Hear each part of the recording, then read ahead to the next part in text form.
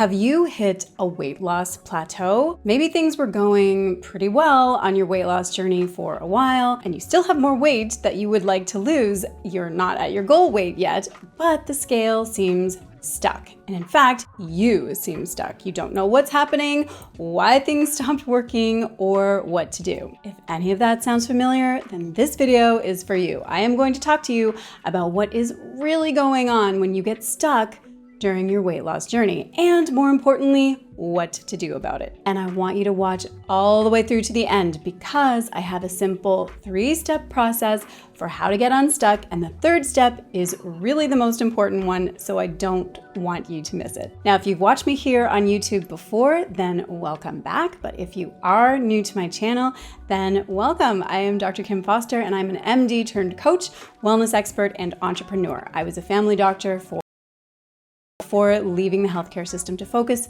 entirely on my wellness business. And I am also the founder of the Wellness Coach Academy, where we train aspiring wellness coaches and help them to build their businesses. So here on YouTube, I talk about wellness and business, and I share all kinds of tips to help you to master the art of living well. And if those are things that you are interested in, then I would love for you to subscribe and hit the bell notification so that you don't miss it when I upload a new video.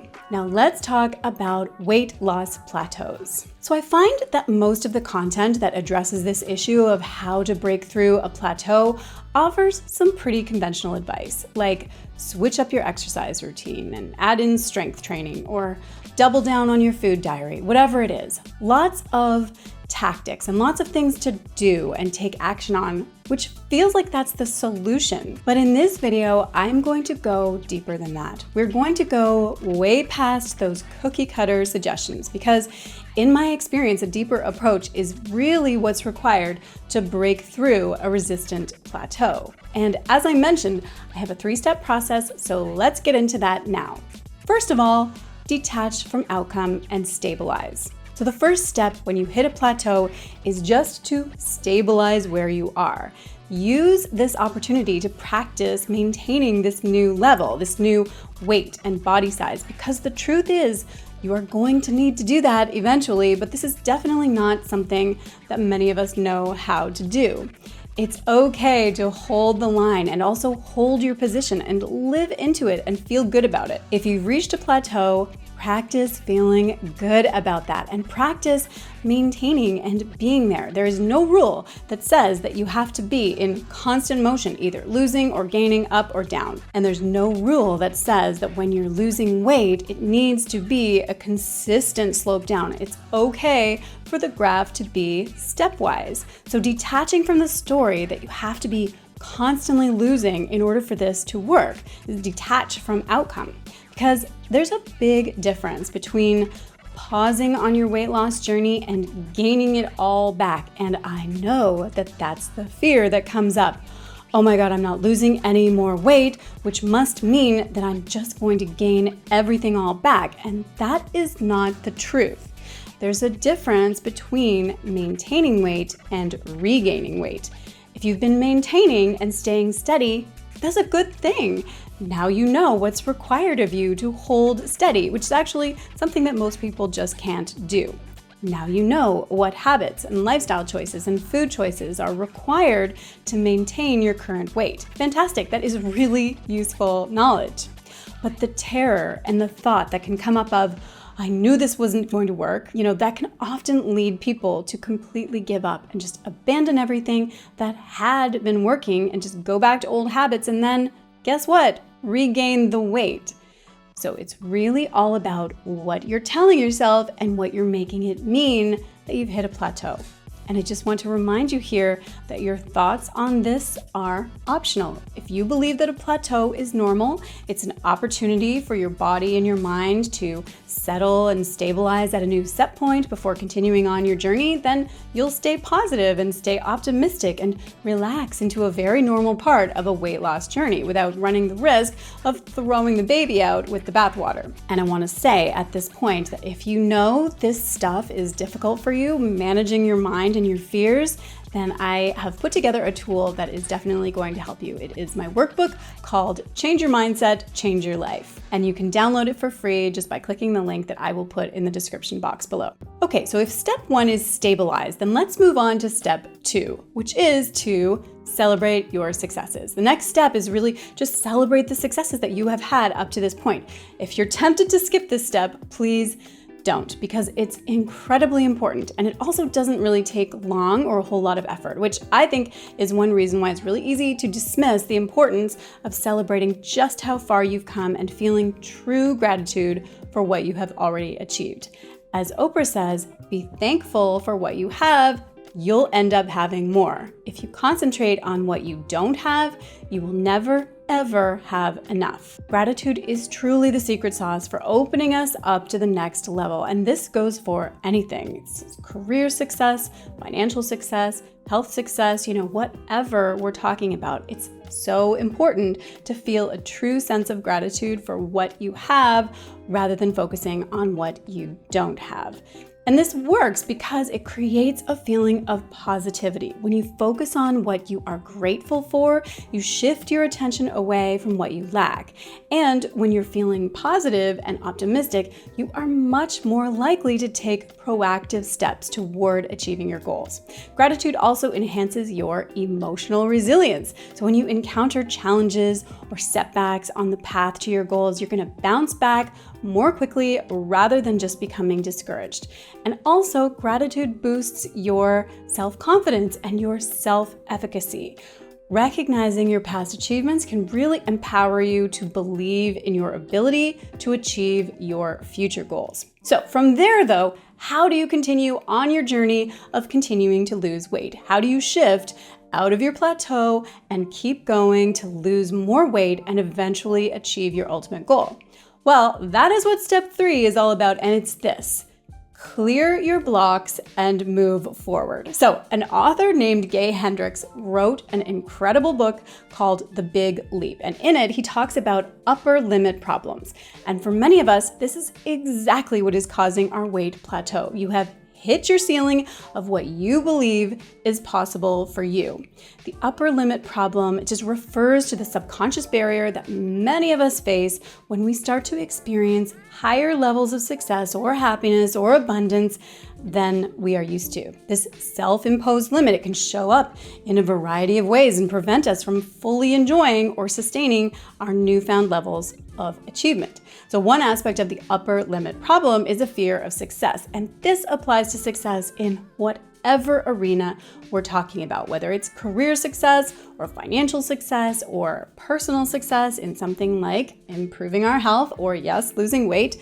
People might unconsciously believe that they don't deserve too much happiness or success, and as they approach a certain level of achievement, they start to self-sabotage or engage in behaviors that bring them back down to their perceived comfort zone. Another issue at play here is the inner conflict that happens when somebody reaches a point of success that contradicts their ingrained beliefs about themselves. When this happens, an inner conflict arises. So we might feel really uncomfortable or anxious because of the conflict between our current reality and our self-concept. That discomfort can lead us to create problems or drama in our lives just to align with our perceived limitations. So all kinds of self-doubt and negative self-talk can crop up as you experience higher levels of success, and you might begin to doubt what's going on or feel like you're getting away with something. And this kind of negative self-talk can erode your self-confidence and really just undermine your achievements, which of course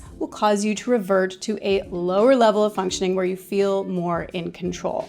So here is an example that I see all the time. Many people hit a weight loss plateau at the weight where they used to be for a long time. In a sense, you could say it's kind of like their comfort weight. And now they have a story about why it's not possible for them to lose any more weight than that.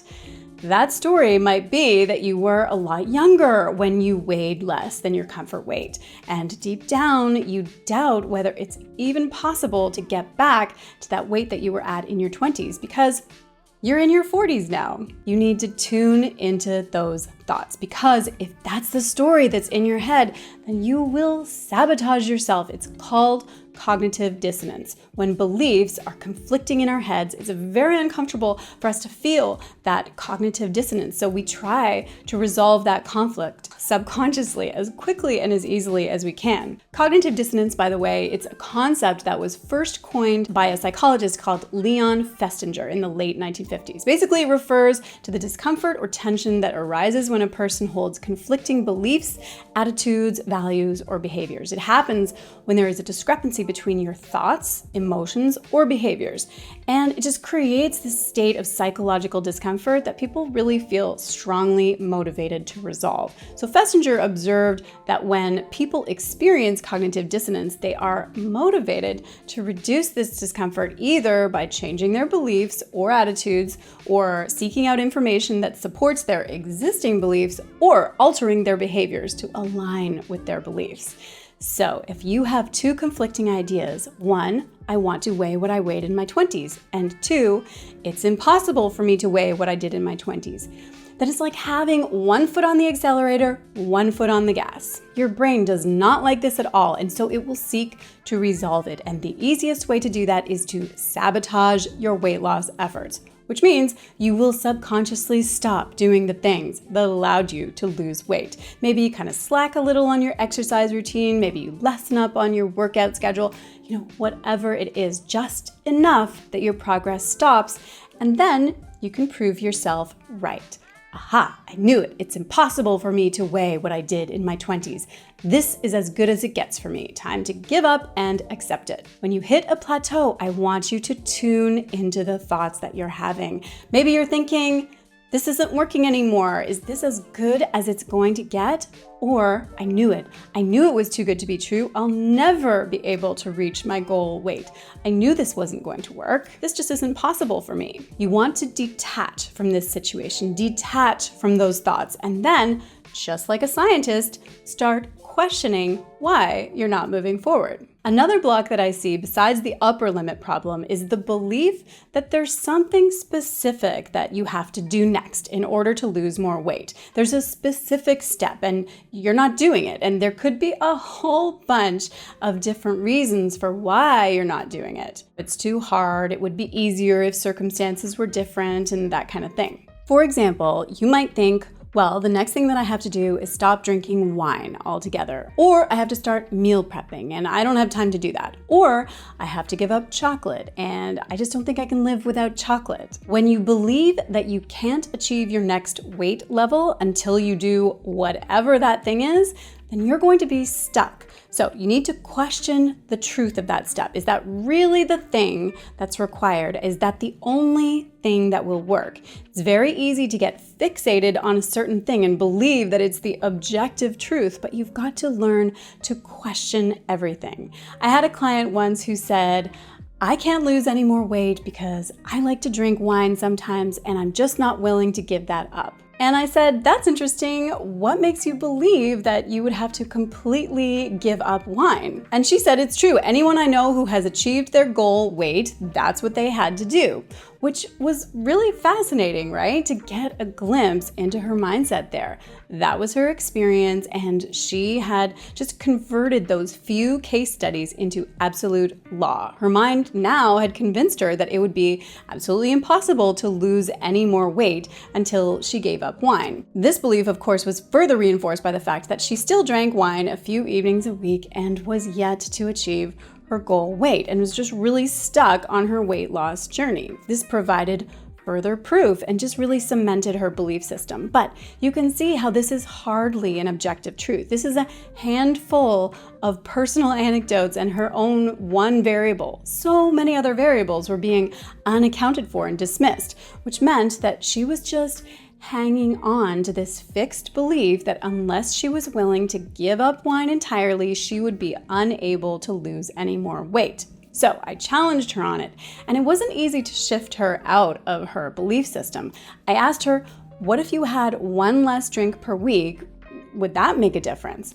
And at first she resisted that, but then she realized that it just didn't make any sense to resist that. However, this all or nothing thinking is what gets a lot of us in trouble. I actually uploaded another video on this concept a while ago. It's called Why Am I Not Losing Any Weight? And in that video, I talked some more about our tendency to indulge in all or nothing thinking on our weight loss journeys and why this causes us so much trouble. So if you're interested in that, then I recommend that video next. I will go ahead and link it here on the screen and also in the description box. Back to my client who had this belief about having to give up wine completely, because once I detached her from this false belief, we started entertaining other solutions. So what if you had just one less drink per week plus made another change? What kinds of changes could you think of? And then we brainstormed. And this is what you have to do for yourself.